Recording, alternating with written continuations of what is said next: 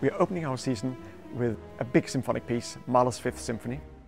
And we combine it with one of our great friends of the orchestra, Henning Kraggerud, the violinist, playing the Bruch Concerto.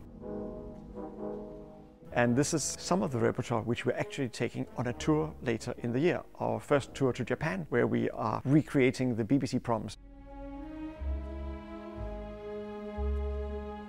Mahler 5 is kind of the essential guide to Mahler. It has the elements of a dirge, it has the elements of abandon, it has the element of tender song in the famous Adagietto, and it has the feeling of ecstasy, the overwhelming joy which penetrates so much of his music. I think it is one of his greatest symphonies.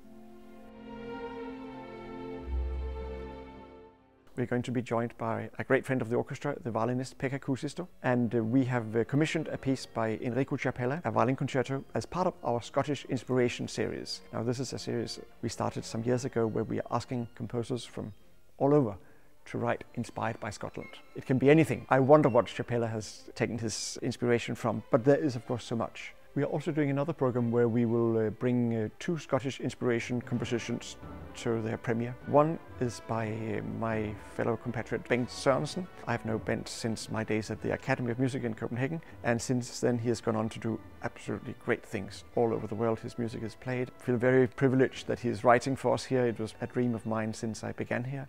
We will also do a song cycle by Emma Ruth Richards. That is something we haven't yet done in our Scottish inspirations, but obviously we need to do something with Scottish words in it from Scottish poets. It'll be one of the great moments of the season, I think. We have a wonderful audience here at City Halls. There's something about this place where the music reaches the listeners in a very direct way. It's a good reason for people to come here. And there's also the whole vitality of the orchestra, which shines through in the performances, I think, which are really great, and I look forward to just exploring that further with music which is close to my heart.